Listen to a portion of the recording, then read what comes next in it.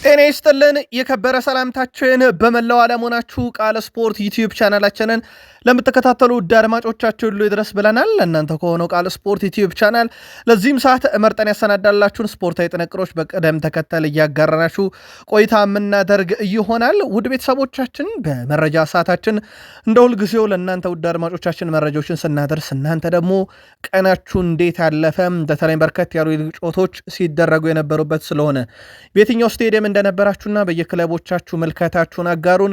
እኛ አስቀድመን የሀገር ቤት ጉዳዮችን ለእናንተ ውድ አድማጮቻችን እናደርሳለን። አፍሪካዊ ጉዳዮችም እንደተጠበቁ ነው። በአውሮፓ ዙሪያ ተጠናቀው ውጤት እጃችን ላይ ደረሱትን እናደርሳችኋለን። ስንጠብቀው የነበረው ጋዜጣዊ መግለጫ ከዣቢ አሎንሶ እጃችን ላይ ደርሷል። ተጨማሪ መረጃ ይዘናል። በባርሴሎና በኩል የዝውውር መረጃና የቡድን ዜናን አያይዘን እናነሳለን። በአውሮፓ ዙሪያ ለእናንተ ውድ አድማጮቻችን በርካታ መረጃዎች ተይዟል። አብራችሁን ቆዩ። በተወዳጁ የፕሪሚየር ሊግ የመረጃ ሰዓታችን በርከት ያሉ ስፖርታዊ ጥንቅሮችን እናደርሳችኋለን። ቪላ ሁለተኝነትን ከሲቲ ሲረከብ የአርሰናልን ሽንፈት ምላሽ መስጠት ፈልገን ነበር ብሏል። ማጊን በጨዋታው በጣም አስደናቂ ግብ አስቆጥሯል። ለቪላ ደጋፊዎች ሰፊ መረጃዎችን ይዘናል። በታላላቆቹ ክለቦች ከምናነሳቸው ሌሎች የፕሪሚየር ሊግ ክለቦች ውስጥ ቼልሲን እናገኛለን። በዝውውር መስኮቱ ያገኘናቸው መረጃና በመልበሻ ክፍል ውስጥ አሁናዊ ሁኔታዎችን እናነሳለን። ለቼልሲ ደጋፊዎች ከሊቨርፑል ጋር በተያያዘ የቡድኑን ወሳኝና ቁልፍ ተጫዋቾች የተመለከተ ጥንቅር ይዘናል። የማካሊስተርን ጉዳይ፣ ሁጎ ኤኬቴኬ፣ ጀረሜ ፍሪፖንግ እና እንደዚሁም ደግሞ በሊቨርፑል በኩል የምናነሳቸው ተጨማሪ መረጃዎች አሉ። ሊቨርፑልያንም ሀሳብ አስተያየታችሁን እያጋራችሁን ከቃል ስፖርት ዩቲዩብ ቻናል ጋር መልካም ቆይታ ተመኘን። ማንቸስተር ዩናይትዶች ይፋ አድርገዋል የወሩን ምርጣቸውን። ተጨማሪ ጥንቅር ይዘንበታል። በፈረንጆቹ ተመሳሳይ ወር ላይ እና ወቅት ላይ ዩናይትድ አምናና ዘንድሮ እናነጻጽረዋለን። የሮዝ ደርቢ ጨዋታ የሚጠበቃቸው ሩበን አሞሪም ስለ ጥር የዝውውር መስኮትም የሚሉት ነገር አለ። ተጨማሪ መረጃዎችን እናነሳበታለን በጉዳዩ ላይ። ከዛ በዘለለ ውድ ቤተሰቦቻችን የቀድሞ አንድ ተጫዋችም ስለ ዩናይትድ የሚለው ነገር አለ። በማንቸስተር ዩናይትድ በኩል አንድ ተጫዋችም እንግዲህ ክለቡን ይለቃል ሲባል እየሆነ ያለውም ነገር ያንን ፍንጭ የሚሰጥ ነው ይላል የሳሙኤል ሉካረስትም ዘገባ። አንድ ክለብ እንዴት ለዩናይትድ ተጫዋች እንደሰጠም ያለው ነገር አለ። መነጋገር የነበረ ጉዳይ ነው።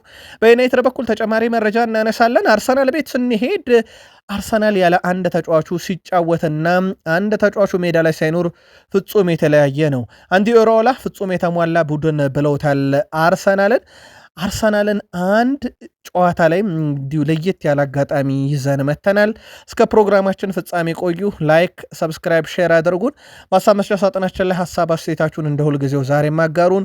ግን የትኛው ስቴዲየም ነበራችሁ? በተለይም ሲደረጉ የነበሩ የፕሪሚየር ሊግ ጨዋታዎች እንዲሁም በአውሮፓ ዙሪያ የትኛው ስቴዲየም ነበራችሁ? ምልከታችሁን፣ ሀሳብ አስተያየታችሁን ጻፉልን። ከሀገር ቤት እንጀምር። የኢትዮጵያ ፕሪሚየር ሊግ 13ኛ ሳምንት ከእረፍት መልስ ተመልሷል። በውጤት ደረጃ እጃችን ላይ ተጠናቆ የደረሰውም ቅዱስ ጊዮርጊስ ከወላይታ ዲቻ ሲያደርጉት የነበረ ጨዋታ ነው። ጨዋታው 1-1 በሆናቸው ውጤት ተጠናቋል። በጨዋታው ላይ የቅዱስ ጊዮርጊስን ግብ አቤል ያለው 67ኛው ደቂቃ ላይ በወላይታ ዲቻ በኩል አስቀድሞ ከረፍት በፊት ቴዎድሮስ ኃይለማርያም 40ኛው ደቂቃ ላይ ማስቆጠር ችሎ ነበረ።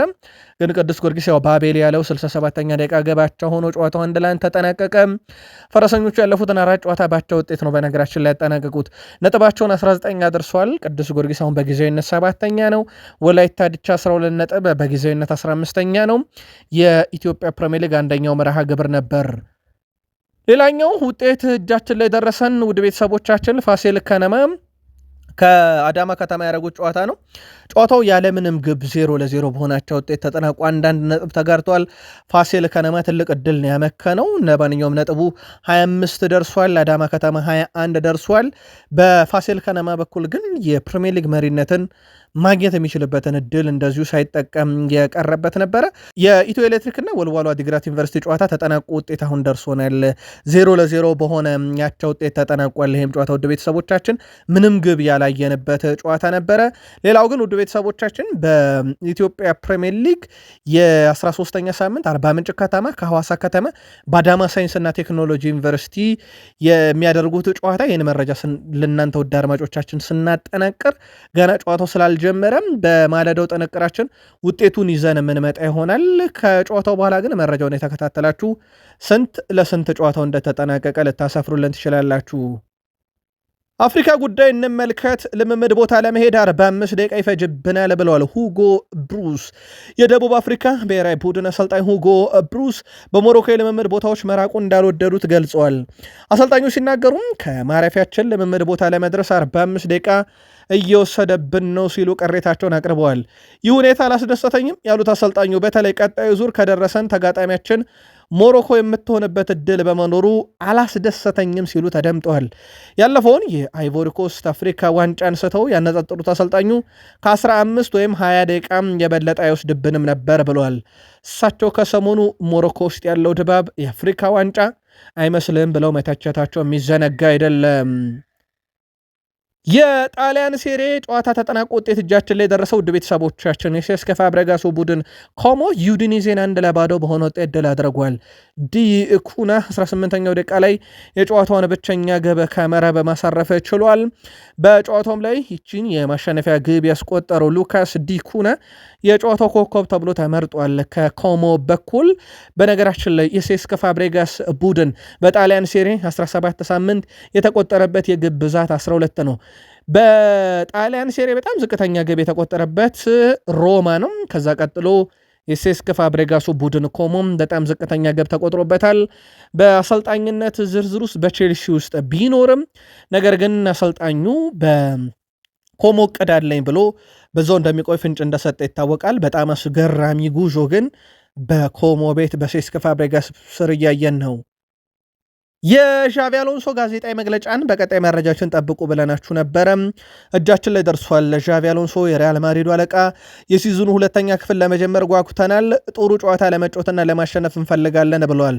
ዣቪ አሎንሶ ከምባፔ ከጉዳት አገግሞ ለጨዋታ ዝግጁ እንዲሆን የተቻለን ሁሉ እናደርጋለን ሲሉ ቡድኑ ምባፔ በጉዳት ምክንያት ባልነበረበት የዓለም ክለቦች ዋንጫ ላይ በተለየ መልኩ ተጫውተናል። ስለዚህ ያንን ስርዓት እንደገና እንጠቀማለሁ የማይኖር ከሆነ በጨዋታው ላይ ግን ይኑር አይኑር የሚለውን መጨረሻ ላይ እንወስናለን ብለዋል። እስካሁን ድረስ ባለው ጥሩ ስራ ሰርተናል ብዬ አስባለሁ። ኬሊያን እዛ አልነበረም፣ ግን ከተመለሰ በኋላ ቡድኑ እንዴት እንዳገለገለና እንደረዳው ተመልክተናል። ተጫዋቾች ጉዳት እንዲደርስባቸው አንፈልግም፣ ነገር ግን የምንጫወተው ያለ ኬሊያን ምባፔ እንኳን ቢሆን በራስ መተማመኑ አለን ሲሉ ተደምጠዋል። የቡድኑ ከፍተኛ ግብ አስቆጣሪ ነው። ከነ ቪኒሺየስ ጁኒየር 3 እና 4 እጥፍ በላይ የግብ ልዩነት ያለው ተጫዋች ነው። በላሊጋውም ከፍተኛ ግብ አስቆጣሪው ኬሊያን ምባፔ እንደሆነ ይታወቃል።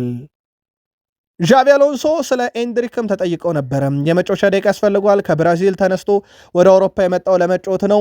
እኛ ጋር ደቂቃ ስላላገኘ ወደ ሊዮን መሄዱ ለጊዜው ጥሩ መፍትሄ ነው። ብዙ ተጫዋቾች በውሰት ሄደው የመጫወቻ ደቂቃዎች አግኝተው እንዲሁም ልምድ አዳብረው ተመልሰው መጥተዋል። ኤንድሪክም ወደ ሊዮን መሄዱ ልምድ እንዲያዳብር እና የተሻለ ተጫዋች ለመሆን እንዲረዳው ተስፋ አደርጋለሁ ሲሉ ተደምጠዋል። ዣቪ አሎንሶ በቡድናችንና በተጫዋቾቻችን ደስተኛ ነን፣ ነገር ግን ሁልጊዜም ገበያውንም እንመለከታለን። የጥር ዝውውር መስኮትም እንቅስቃሴ እንደዚሁ ልናረግበት እንችላለን ሲሉ ተደምጧል። እሳቸው ቡድን ውድ ቤተሰቦቻችን ሪያል ማድሪድ ካለፉት 8 ጨዋታ ከሪያል ቤትስ ጋር በቤርናቤው የድል መጠናቸው በጣም ዝቅተኛ ነው። 4 አቻ ወጥተዋል፣ 2 ጨዋታ ተሸንፈዋል። ቀሪዎቹን ያሸነፉትና ቀጣይ ተጋጣሚያቸው ሪያል ቤትስ በጣም ሊያስቸግራቸው እንደሚችል ፍንጭም እየተሰጠ ነው። የፋብሪዞ ሮማኖ ዘገባ እንደሚያመለክተው ከሆነ ምናልባት በጨዋታው ላይ ለመገኘት የመጨረሻውን የዣቪ አሎንሶና የሕክምና ቡድን አባላትን ፈቃድ ይጠይቃል። ትሬንት አሌክሳንደር-አርኖልድ ወደ ልምምድ ተመልሷል፣ ከኳስ ጋር ልምምድ ሰርቷል። ዲያን ሁይሰን ግን ልምምድ አልሰራም። ስለዚህ ሪያል ማድሪድ በዚህ ሳምንት በሚያደርገው ጨዋታ ላይ ይገኛል ተብሎ አይታሰብም። ፍራንኮ ማስታንቱኖ ሙሉ ለሙሉ አገግሟል። በጨዋታው ላይ መገኘቱ ጉዳይ በተመለከተ የዣቪ አሎንሶና የሕክምና ቡድን አባላቱን የመጨረሻ ውሳኔ ይጠበቃል። በሪያል ማድሪድ በኩል በጨዋታ ደረጃ በትልቁ ይፈተንበታል ተብሎ የሚጠበቅ ጨዋታ ነው። የሪያል ማድሪድ ተጫዋች ዳኒ ካርቫልም ከጉዳት አገግሞ ልምምድ እየሰራ እንደነበረ ከሰሞኑ ነግረናችሁ እንደነበረ አይዘነጋም። በሪያል ማድሪድ ጨዋታ ዙሪያ በቀጣይ መረጃ ሰዓታችን ሰፊ ጥንቅር ይዘንበት የምንመጣ ይሆናል። በባርሴሎና በኩል ጆ ካንሴሎን ዳግም ወደ ቡድኑ ለማምጣት ፍላጎቶች እንዳለ ከሰሞኑ ነግሬያችሁ ነበረ። ባርሴሎና ተጫዋቹን ዳግም ለመመለስ እንግዲህ ጥረቶችን እያደረጉ ይገኛሉ። በሂደትም ላይ መሆናቸውን ያረጋገጠው ፋብሪዚዮ ሮማኖ ኢንተር ሚላንም ከጆ ካንሴሎ ጋር ውይይት አድርጓል ብሏል። ባርሳ እንግዲህ በተጫዋቹ በኩል ምናልባትም ዝውውሩን የማይፈጽም ከሆነ ኢንተር እንደ ጥሩ አጋጣሚ ይወስዱታል ተብሎ ይታሰባል። ቅድሚያ ግን ተጫዋቹ ሊሰጥ ይችላል ተብሎ አሁን በስፋት እየተነሳ የሚገኘው ለባርሴሎና ነው። ሲለቅም ያው የሱ ፍላጎት አልነበረም። በእርግጥ በውሰት ነበረ ከሲቲ የሄደው፣ ቋሚ እንዲሆንለት ይፈልግ ነበረ። በወቅቱ ባርሴሎና የነበረበት የፋይናንስ ችግር ተጫዋቹ እንዲለቅ እንዳደረገው ይታወቃል። ለማንኛውም ዳግም ወደ ባርሴሎና የመመለስ እድሉም በእጁ ነው። የመጨረሻ ውሳኔውን በቀጣይ ጥቂት ቀናት ውስጥ ይወሰናል ተብሎ እንደዚሁ እየተጠበቀ ይገኛል።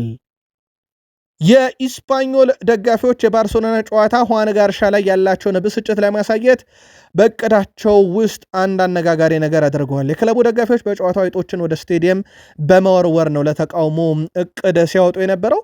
ቀድሞ ሲዘጋጅ የቆዩት ደጋፊዎች ወደ አንድ ነጋዴ ሄደው አይጦችን እንዴት መያዝ እንደሚችሉ ምክር መጠየቃቸውም ተነግሯል። ይሄ በጣም አነጋጋሪ ጉዳይ ነበረ በባርሴሎና እና በኢስፓኞል ጨዋታ ዙሪያ። ባርሴሎናዎች ሉዊስ ፊጎ ላይ ካደረጉት ነገር በኋላ ስለ ጥሩ ባህሪ ሊነግሩን አይችሉም ብለዋል ማኖሎ ጎንዛሌዝ። ባርሴሎናም ከኢስፓኞል የካታላን ደርቢ እንደሆነና ጥብቅ ቁጥጥር የሚደረግበት ጨዋታ እንደሆነ ነግሬያችሁ ነበረ። በጨዋታው ስፔን የግብ ጠባቂ ሁዋን ጋርሻ የባርሴሎና መለያ ለብሶ የቀድሞ ክለቡን መግጠም ደግሞ ትልቅ ውጥረት ሊኖር እንደሚችል ቀድሞም የተገመተ ነበረ። ባርሴሎናን በመቀላቀሉ ያልተደሰቱ የስፓኞል ደጋፊዎች ታዲያ እንዳልኳችሁ የአይጡ ጉዳይ እንዳለው ሆኖ ደጋፊዎች ሊያሳዩ ስለሚችሉ ባህሪ የተጠየቁት አሰልጣኝ ማኖሎ ጎንዛሌስ ከባርሴሎና መልካም ስነ ምግባር ትምህርት አልወሰድንም ብለዋል። አክሎም እነሱ ሉዊስ ፊጎ ላይ ካደረጉት ነገር በኋላ ባርሴሎናዎች ስለ ስነ ስርዓትና ስለ ስነ ምግባር ሊናገረው አይገባም ብሏል። እስፓኞል በጨዋታው ደጋፊዎች ሁዋን ጋርሻ ላይ የተለያዩ ነገሮችን እንዳይወረውሩ በማሰብ ከጎል ኋላ መረብ ዘርግተውም ነበር ያልኳችሁ ከቀናት በፊት ነበረ። በነገራችን ላይ አንድ ለየት ያለ መረጃ ልጨምርላችሁ። በፈረንጆች አቆጣጠር 2007-8 የውድድር ዓመት 17ኛ ሳምንት በኋላ ባርሴሎናም ኤስፓኞልም 33 ነጥብ ይዘው በ21ኛው ክፍለ ዘመን ለኢስፓኞል ትልቅ አጋጣሚ ነበር። ውድ ቤተሰቦቻችን ቃል ስፖርት ዩቲዩብ ቻናላችን ላይ ትገኛላችሁ። ከእናንተ ከሆነው ቃል ስፖርት ዩቲዩብ ቻናል ላይ እሳቱን የተመራረጡ ስፖርታዊ ጥንቅሮች እያጋራናችሁ እንገኛለን። ወደ ተወዳጁ የእንግሊዝ ፕሪሚየር ሊግ ዕለቱ መረጃ እንሻገር። ላይክ፣ ሰብስክራይብ እና ሼር እያረጋችሁ አብራችሁን እንድትቆዩ በአክብሮት ጋበዝን። የተወዳጁ የእንግሊዝ ፕሪሚየር ሊግ እሁድ ጨዋታዎች ቀጥለው ሲካሄዱም ኦፕታ ቅድመ ግምቱን አድርሶናል። የሮዝ ደርቢ ጨዋታ እሁድ 9:30 በኢላንድ ሮድ ስቴዲየም ይካሄዳል። በነገራችን ላይ ይህ በፕሪሚየር ሊግ ረጅሙ የደርቢ ጨዋታ ነው። ሁለቱ ክለቦች ሊድስ ዩናይትድ እና ማንቸስተር ዩናይትድ በሮዝ ደርቢ ጨዋታ ያደርጋሉ። በኢላንድ ሮድ ስቴዲየም ጨዋታው ቢደረግም ቅድመ ግምት ለዩናይትድ 41.7 በመቶ፣ ኤቨርተን ከብሬንትፎርድ 43 በመቶ ለኤቨርተን፣ ፉልሃም ከሊቨርፑል ክራቨን ኮቴጅ ላይ ቢደረግም ቅድመ ግምት ለሊቨርፑል ኦፕታ ሰጥቷል 47.4 በመቶ፣ ኒካስል ከክሪስታል ፓላስ ለኒካስል 51.5 በመቶ የማሸነፍ ቅድመ ግምት፣ ስፐርስ ከሰንደርላንድ ቅድመ ግምት ለስፐርስ፣ ማንቸስተር ሲቲ ከቼልሲ የእሁድ እጅግ በጣም ተጠባቂው ጨዋታ ቅድመ ግምት ለጋርዲዮላ ቡድን ማንቸስተር ሲቲ 59 በመቶ በኦፕታ በኩል ተቀምጧል። ከዚህ ተነስታችሁ የእናንተን ቅድመ ግምት በሀሳብ መስጫ ሳጥናችን ላይ ላኩልን። በቪላ ፓርክ አስቶን ቪላ ከኖቲንግሃም ፎረስት ጋር የነበረውን ጨዋታ ድል አድርጎ የፕሪሚየር ሊግ ሁለተኝነትን ከሲቲ ተረክቦታል። ሲቲ ከ24 ሰዓት በኋላ ጨዋታ አድርጎ ውጤቱን እስካልገለበጠ ድረስ ኦሌ ዋትኪንስ ድንቅ ግብ አስቆጠረበት ጨዋታ ላይ ኦሌ ዋትኪንስ እንዲሁም ማጊንም ሌላ ከረጅም ርቀት ግብ አስመልክቶናል። ሁለት ኳስ ከሳጥን ውጪ ግን የማጊንና የኦሌ ዋትኪንስ አንዳንድ ግቦች ፍጹም ማራኪ ነበሩ። ለማንኛውም ዋትኪንስ አንድ ማጊን ሁለት ግቦችን አስቆጥሯል። በኖቲንግሃም ፎረስት በኩል ጊብስ ዋይት ነው ብቸኛዋን ግብ ያስቆጠረው። በአሰልጣኝ ኡናይ ኤምሪ የሚመራው አስቶን ቪላ ከሽንፈት በኋላ የተገኘ ትልቅ ድል ነው። ከአርሰናሉ ሽንፈት በኋላ አስቶን ቪላ የሰበሰባቸው ነጥቦች 42 በማድረስ ሁለተኛ ደረጃን ከሲቲ ተረክቧል። በጊዜያዊነት አስቶን ቪላ በሜዳው በቪላ ፓርክ 11ኛ ተከታታይ ድሉ ነው። ኖቲንግሃም ፎረስት በውድድር ዘመኑ 12ኛ የሊግ ሽንፈታቸውን ማስተናገዳቸውን የተመለከት ነው። እንግሊዛዊው የአስቶን ቪላ አጥቂ ኦሌ ዋትኪንስ ባለፉት 4 ጨዋታ ላይም በሙሉ የግብ አስተዋጽኦ ነበረው። ኖቲንግሃም ፎረስት ላይ ዛሬ ግብ፣ አርሰናል ላይ ግብ፣ ቼልሲ ላይ 2 ግብ፣ ማንቸስተር ዩናይትድ ላይ አሲስት ነበረው። ባለፉት 4 ጨዋታ 5 የግብ አስተዋጽኦ ያለው ኦሌ ዋትኪንስ ለክለቡ አስቶን ቪላም 82ኛ የፕሪሚየር ሊግ ግቡን ያስቆጠረበት ጨዋታም ነበር። ለአርሰናል ሽንፈት ምላሽ መስጠት ፈልገን ነበር ብሏል ማክጊን። አስቶን ቪላም ኖቲንግሃም ፎረስትን በረታበት ጨዋታ የጨዋታው ኮከብ ተብሎ የተመረጠው ጆን ማክጊን ቡድናቸው ምላሽ መስጠቱን ተናግሯል። ጆን ማክጊን ሲናገርም በአርሰናል ለደረሰብን ሽንፈት ጠንካራ ምላሽ ለማሳየት ፈልገን ነበር ሲል አስተያየቱን ሰጥቷል። አክሎም ይህ ለሌላ 11 ጨዋታ የማሸነፍ ግስጋሴ ጅማሮ ነው ሲል ተደምጧል። ምክንያቱም በአርሰናል ጨዋታ አጠቃላይ በሁሉ መድረክ የማሸነፍ ጉዟቸው እንዲገታ ሆኖ እንደነበረ ይታወቃል። በሜዳቸው ግን ያለው ሪካርዳቸው እንደቀጠለ ነው። አሁን ደግሞ ኖቲንግሃም ፎረስትን 3-1 በሆነ ውጤት ድል አድርገዋል። የአንቶኒዮ ሲሜዮኒ ወደ ሲቲ የሚያደርገው ዝውውር ላይ አንደኛው የተጫዋቹ በበርንማውዝ መቆየት ፍላጎት ነው ተብሏል። በተለይም አንዲ ኤራውላና የቡድን አባላቱ እንዲቆይ ይፈልጋሉ ተብሏል። ምክንያቱ ደግሞ እስከ ጃንዋሪ 10 ድረስ በርንማውዝ ወሳኝ ጨዋታዎች ያሉት፣ አንደኛው ሮብ የፊታችን ሮብ ቪታሊቲ ስቴዲየም ላይ ምሽት 4:30 በርንማውዝ ከቶትናም የሚያደርጉት የፕሪሚየር ሊግ ተጠባቂ ጨዋታ አለ። የውሉ የሚጠናቀቀው ደግሞ የተጫዋቹ 65 ሚሊዮን ፓውንዱ ጃንዋሪ 10 ላይ ነው። ስለዚህ እስከ ጃንዋሪ 10ም ከኒካስል ዩናይትድ ጋር ጨዋታ አላቸው። ግን ከጨዋታው በኋላም ዝውውሩን መፈጸም ይቻላል። ግን ቢያንስ የበርንማውዝ ፍላጎት አሁን ላይ የቶትናምን ጨዋታ እንዲጫወት ፍላጎት አለ ተብሏል። ሲቲ ምን አይነት ድርድር አድርጎ ከጃንዋሪ 7 በፊት እንዲመጣ ያደርጋል? ወይንስ ልክ የአርሰናሉን ጨዋታ እንዲጫወት እንደፈቀዱ ሁሉ በዝውውሩ ላይ ዘግይቶ እንዲመጣ ወይም ከሮብ በኋላ ዝውውሩ እንዲፈጸም ሲቲዎች ፍቃድ ይሰጣሉ የሚለው ይጠበቃል። ድርድሩ ግን በጣም በመልካም ሁኔታ እንደነበረና ዝውውሩ የማይቀር መሆኑን ነው ፋብሪዚዮ ሮማኖ ያረጋገጠው። ቼልሲ የኒካስል ዩናይትዱን አማካይ ሌሳንድሮ ቶናሊን ለማስፈረም ፍላጎት እንዳላቸው እየተዘገበ ይገኛል። ተጫዋቹ ወደ ጣሊያን የዩቬንቱስ እቅድ አካል ነው ብያችሁ ነበረ። በተለይም እሱ ወደ ጣሊያን መመለስን ይሻል የሚሉ መረጃዎች በስፋት እየወጡ ነበረ። አሁን የቼልሲ አካሄድ በምን አይነት መንገድ የተጫዋቹን ሀሳብ ያስቀይራል የሚለው ይጠበቃል። ቼልሲ በዚህ ሰዓት ያለ አሰልጣኝ የሚገኝ አሰልጣኙን በቅርቡ ያባረረ፣ በእርግጥ ስንብቱ ላይ በነገራችን ላይ ወደ ቤተሰቦቻችን የማሬስካ ስንብት በፍላጎት ነው ተባሮ ነው የሚለው ነገር ግልጽ ያለ ነገር የለውም። በጋራ ስምነት እንዳለ ይታወቃል። ለማንኛውም የሳንድሮ ቶናሊ ፈላጊ ሆነዋል። የፋብሪዚዮ ሮማኖ ዘገባ እንደሚያመለክተው ከሆነ አንድ የቡድኑ ቁልፍ ተጫዋች በማሬስካ ስንብት ምክንያት የመልበሻ ክፍሉ ጥሩ ስሜት እየተሰማው አይደለም። በዚህም እንግዲህ በአንጻራዊነት እሳቸው ከመጡ በኋላ መልበሻ ክፍሉን በጥሩ መንገድ አረጋግተውት ነበረ፣ መልበሻ ክፍሉን ይዘውት ነበር የሚል እምነት እንዳለውና አሁን ላይ እሳቸው መውጣት በመልበሻ ክፍሉ ላይ እንግዲህ ወይም በተጫዋቾቹ መካከል አንዳንድ ጥርጣሬ በቼልሲ ቤት አለ የሚል መረጃን ይዞቷል። ከቼልሲ ጋር በተያያዘ ሊያም ሮዛኔሮ 91 በመቶ አሰልጣኝ የመሆን ቅድመ ግምት ወስደው በሰዓታት ውስጥም እንግዲህ ምናልባትም ውድ ቤተሰቦች ሰኞ አዲስ ነገር ልንሰማበት እንችላለን ተብሏል። አንዲ ኤራውላ 3 በመቶ፣ ሴስክ ፋብሬጋስ፣ ሮበርት ዲዘርቢ፣ ፍራንሲስኮ ፌራውል 1 በመቶ። ፍራንሲስኮ ፌራውል በነገራችን ላይ አሁን ከደቂቃዎች በፊት አይታሰብም በማለት ይህ የእሳቸውም ወደ ቼልሲ መምጣት የማይታሰብ ነገር ነው ሲሉ ሀሳባቸውን አጋርተው ነበረ። ወደ ሊቨርፑል መረጃ እንሻገር ውድ ቤተሰቦቻችን። አሌክሲስ ማካሊስተር ቡድኑ ምን ሊያሳካ እንደሚፈልግ ተናግሯል። በግሌ ቡድኔ ከሌለ ምንም አይደለሁም እና ሁላችንም የተሻለ መሆን ያለብን ለቡድኑ ነው። ቡድኑን መጥቀም፣ ቡድኑን ቅድሚያ መስጠት እናስቀድማለን ብሏል። ለእኔ በጣም ግልጽ ነው ለእኔ ነገሮች በጣም ግልጽ ናቸው። ሻምፒዮንስ ሊግና ፕሪሚየር ሊግን ዳግም ማንሳት በቡድን ውስጥ ያለው እቅድ ነው ብሏል። በእንግሊዝ ቡድኖች መካከል በጣም ጠንካራ ፉክክር አለ። አንደኛው ኤፍኤ ካፕም ነው። እሱንም ለማንሳት ጥረት እናደርጋለን ሲል ተደምጧል። አሁን እዚህ ባለንበት ሁኔታ እንግዲህ ራሳችንን እያሻሻል ነው። በቅርቡ በቡድን ደረጃ ራሳችንን እናሻሽለን ደጋፊውን እናስደሰታለን ብለዋል። ለሊቨርፑል ስትጮት ሁልጊዜም ማሸነፍ መታገል ግድ ይላል ብለዋል። ሁጎ ኤኬቴኬም ክለብ ሊቨርፑል ቴሌቪዥን ጋር ቆይታ ነበረው። በገና በዓልና ከአዲስ ዓመት በኋላም የሚቀጥለው ቀን መጫወት ልዩ አጋጣሚ ያለው ብሏል።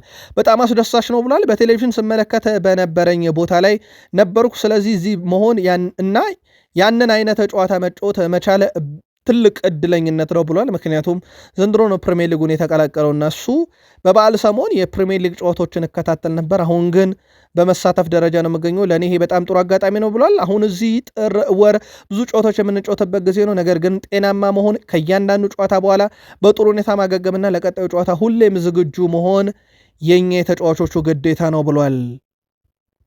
በሊቨርፑል በኩል ጀሬሚ ፍሪምፖንግም ሀሳቡን አጋርቷል። ለሊቨርፑል የተጫወቱ ብዙ ምርጥ ተጫዋቾች አሉ። ልጅ ሳለው ስቴቨን ጄራርድ፣ ኬን ዳግሊሽ፣ ፈርናንዶ ቶሬዝ እና ሉዊስ ሱዋሬዝን እንመለከት ነበር። ለሊቨርፑል እየተጫወትኩ ነው እና አሁን እዚህ ነኝ። ይሄ ለእኔ በጣም ትልቁ አጋጣሚ ነው ብሏል። እንደ እግር ኳስ ተጫዋች ማሸነፍ ለእኔ በጣም ጥሩ ስሜት አለው የሚለው ጀሬሚ ፍሪምፖንግ ያን ስሜት በሊቨርፑል መለያ መድገም ፈልጋለሁ ብሏል። እኔ በግሌ በሴልቲክ ሁሉንም ነገር አሸንፍ ያለው፣ በሊቨርፑልሰን ሁሉንም ነገር አሸንፍ ያለው፣ በሊቨርፑልም ሁሉንም ነገር ማሸነፍ ፈልጋለሁ። ለዚህ ነው እግር ኳስን በሊቨርፑል መቀጠል የመረጥኩት ብሏል። ሊቨርፑል ጊዜም በዓለም ላይ ካሉ 3 ትልቅ ቡድኖች ውስጥ የምታገኘው በሻምፒዮንስ ሊግ ታሪክ ያለው በፕሪሚየር ሊግ በኤፍኤ ካፕ በሁሉ መድረክ የሚፎካከረ ቡድን ነው። ለዚህም በሊቨርፑል ውስጥ መገኘቴ ለእኔ እድለኛ ያደርገኛል። ስለዚህ ቀጣዩ እቅዴ ደግሞ ከሴልቲክና ከባየርና ሊቨርፑልሰን ጋር ያሳካሁትን ዋንጫ ከሊቨርፑል ጋር መድገም ነው ሲል ተሰምቷል። በአሰልጣኝ ሩበን አሞሪም የሚመሩት ማንቸስተር ዩናይትዶች የወር ታህሳስ የወሩ ምርጥ ተጫዋቻቸውን ይፋ አድርገዋል። በዚህም መሰረት እንግሊዛዊ የኋላ መስመር ተሰላፊ ሃይደን ሄቨን የወሩ ምርጥ ተጫዋች ተብሎ መመረጥ ችሏል። በ2025 በርካታ ጊዜ የማንቸስተር ዩናይትድ የወሩ ምርጥ ተጫዋች ተብሎ በመመረጥ ብሩኖ ፈርናንዴስ 5 ጊዜ ቀዳሚ ነው። በዘንድሮ የውድድር ዓመት ብሪያን ቤሞ 2 ተመርጧል። ብሩኖ 1 ጊዜ፣ ማቲያስ ዴላይት 1 ጊዜ። አሁን ደግሞ ተራው የወጣቱ ተከላካይ ሃይደን ሄቨን ሆኗል። ተጫዋቹ በወሩ ባሳየው እንቅስቃሴ ምርጥ ተብሎ ተመርጧል። ሩበን አሞሪም ከሰሞኑ በዚህ ተጫዋች ላይ በሰጡት ሀሳብ በጣም እድለኛ ነን፣ በራስ መተማመኑ በጣም ጠንካራ ነው፣ እሱን ሳሰልፍ በሙሉ በራስ መተማመን ነው ማለታቸው ይታወቃል። ማቲያስ ዴላይት እና ለዚሁም ሌላኛው የቡድኑ ባለልምድ ተጫዋች ሃሪ ማጓየር በጉዳት በሌሉበት ሰዓት የቡድኑ ወሳኝ ሆኖ የተገኘው ይህ ተጫዋች እንደነበረ ይታወቃል። ከዩናይትድ ጋር ለረጅም ጊዜ ስሙ ተያይዟል። ካርሎስ ባሌባን በተመለከተ ታዲያ ባሌባን የመሸጥ ሀሳብ የለንም ብሏል። የብራይተን ኃላፊ ፖል ባርበር ክለባቸው ካርሎስ ባሌባን የመሸጥ ፍላጎት እንደሌለው ገልጸዋል። ተጫዋቹ ስሙ ከማንቸስተር ዩናይትድ ጋር ስለመያያዙ ሲጠይቁት ኃላፊው ከዩናይትድ ጋር ግንኙነት እያደረግን አይደለም አሁን ላይ ብለዋል። አክሎም በዚህ የዝውውር መስኮት ወይም ወደፊት ባሌባን የመሸጥ ሀሳብ ፍላጎት የለንም፣ ነገር ግን ባለተሰጥኦ እንደሆነና ወደፊት አማራጭ እንደሚኖሩት እናውቃለን።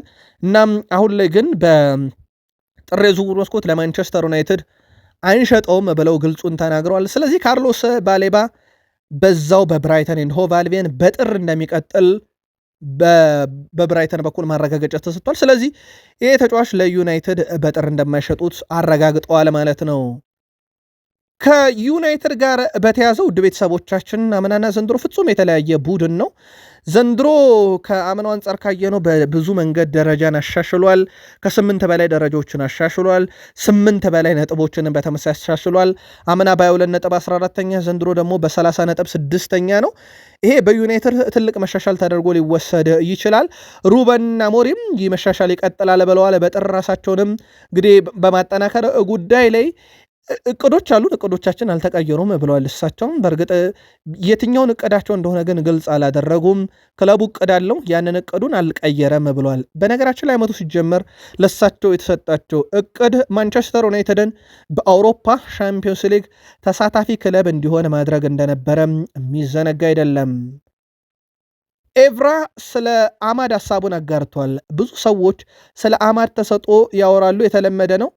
በእግር ኳስ ውስጥ በጣም ጥሩ ሯጭ የሆነ የክንፍ ተጫዋች ነው። በምንም አይነት ሁኔታ የትኛውም የዩናይትድ ደጋፊ አማድ በቼርኪ አይቀይረውም። በጣም ምርጥ ተጫዋች ነው ለዩናይትድ። አሁን ባለመኖሩ ክለቡ እያስተናገደ ያለውን የሱ የሜዳ ክፍል ክፍተት ማየት ብቻ በቂ ነው። በምንም አይነት ሁኔታ የትኛውም የዩናይትድ ደጋፊ በአማድ አይደራደርም ብሏል ኤቭራ። በአፍሪካ ዋንጫም እያየሁት ነው፣ በጣም አስደናቂ ነው ብሏል።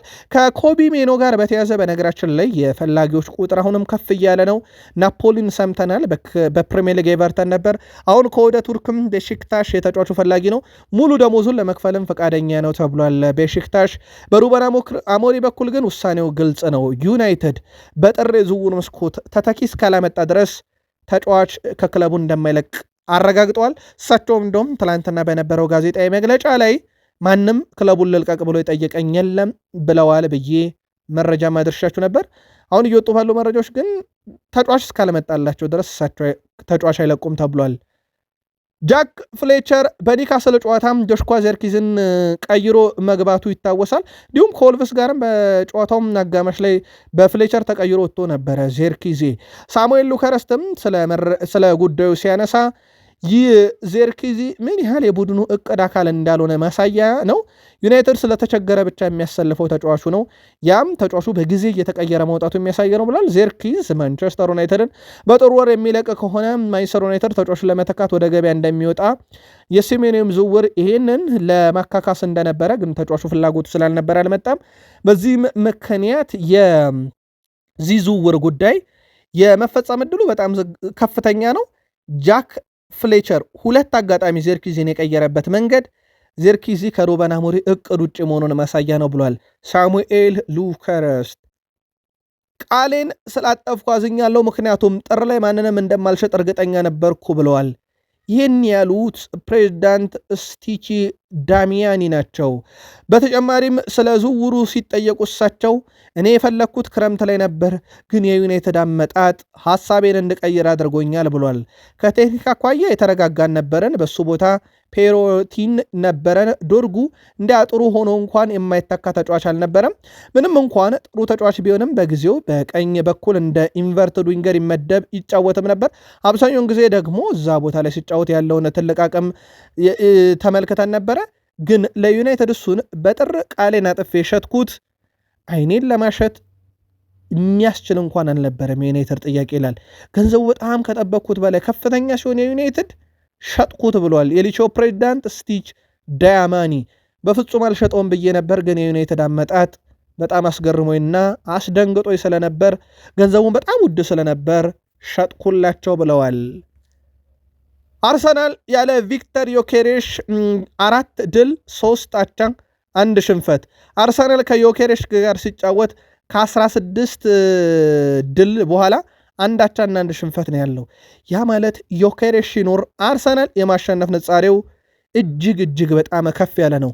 ይህም አሁንም ብዙ መከራከሪያ ለሚነሳበት ተጫዋች ምናልባትም እንደ ጥሩ መከራከሪያ ሊሆን ይችላል። እንደሚታወቀው ይህ ተጫዋች በአርሰናል በኩል በስፖርቲንግ ሊዝበን አይነት እንቅስቃሴ እያደረገ አይደለም፣ ግቦችን እያስቆጠረ አይደለም በሚል ብዙ ትችት እየቀረበበት ነበር። በእርግጥ ይህንን ጉዳይ ማይክል አርቴታ ተጫዋቹ ለእኛ የምንፈልገውን አይነት ግልጋሎት እየሰጠን ስለሆነ ተቃውሞቹን ብዙ እየሰማናቸው አይደለም፣ ያው ለእሱ ማስቀደመን ነግረነዋል፣ እንደዚህ አይነት ተቃውሞ እንደሚገጥመው ማለታቸው ይታወቃል። ግን እሱ ሲኖር ቡድኑ የማሸነፍ ንጻሬው በጣም ከፍ ያለ ነው። የሚፈጥራቸውም ክፍተቶች አሁንም ሌላ ማሳያ ቁጥር ነው ይሄኛው። አርሰናል የሊጉ ምርጥና የተሟላ ቡድን ነው ብሏል የበርንማውዙ አለቃ አንዴ ኤራኦላ። አርሰናል በማጥቃት ብቻ ሳይሆን በመከላከል ረገድ በፕሪሚየር ሊጉ ምርጥ ናቸው። ኳስ በሌላቸው ጊዜ ያላቸው ብቃት በሊጉ ምርጥ ያደርጋቸዋል። ለተጋጣሚም እድል አይሰጡም ብሏል። አሁን በጣም የተሟላ ስብስብ አላቸው የሚሉት አንዴ ኤራኦላ ጋብሪኤል ኢየሱስ፣ ካይ ሃቨርትዝ በተለያዩ ስልቶች መጠቀም የሚያስችሏቸው ጥራት ያለው አማራጭ ያለው ቡድን አርሰናል ነው ብሏል። እንደ ኦዴጋርድ ያለ አማራጭ የሚሰጥ ምርጥ ተጫዋች በተቀያሪ ወንበርን ብታዩት ያው ነው ብሏል። ማይክል አርቴታ በቡድን ውስጥ ልዩ ስለንቦናን ገነብቷል የሚሉት አንዲ ኤራኦላ ተጫዋቾች ለማሸነፍ የሚያስፈልገውን ማንኛውም መስዋዕትና ለመክፈል ያላቸው ትህትና እና ታታሪነት ለእኔ ያስገርመኛል ብሏል። ባለፉት ዓመታት ለዋንጫው ቀርበው ነበር፣ አሁን ግን ይበልጥ ጠንክረው ዋንጫ ለማንሳት እየተጫወቱ ያሉበት ዓመት እንደሆነ እውን ነው ሲሉ የበርንማውዙ አለቃ አንዲ ኤራኦላ በወቅታዊ አርሰናል ጉዳይ ላይ በሰጡት ሀሳብ ገልጸዋል። ምናልባትም አርሰናል እንግዲህ ዘንድሮ በብዙ መንገድ ለዋንጫ የተገመተበት እንደሆነ ይታወቃል። አንድ ለአርሰናል ደጋፊዎች ግን አንድ ጨዋታ እናስታውስ። ጊዜው 2022/23 የፈረንጆች የውድድር ዓመት ነው። ጨዋታው አርሰናል ከበርንማውዝ ነበረ። የውድድር ዓመቱ የአርሰናል ደጋፊዎች ከማይረሱት የሪስ ኔልሰን 96ኛ ደቂቃ ጎል በጨዋታው አርሰናል 2-0 ሲመሩ ቆይተው 3-2 አሸንፎ ነበረ። ቺ ጨዋታ በርከት ያሉ አርሰናላውያን ፍጹም አይረሷትም ነበረ። ለአርሰናል ደጋፊዎች ይህን መረጃ ስናቀርብ የአርሰናልና የበርንማውዝ ጨዋታ ገና አልጀመረም ነበረ። ስለዚህ ይህን መረጃችን የተከታተላችሁ ከጨዋታው በፊት ከሆነ ቅድመ ግምታችሁን፣ ከጨዋታው በኋላ ከሆነ ጨዋታው ስንት ለስንት እንደተጠናቀቀ ጻፉልን። እኛ በእሁድ ማለዳ ጥንቅራችን ያንን ጨዋታ የአርሰናልና እንደዚሁም ደግሞ የበርንማውዝን ጨዋታ ሙሉ እንዴት እንደነበረ እንነግራችኋለን። እዚህ ጋር እናብቃ። ሰናይ ጊዜ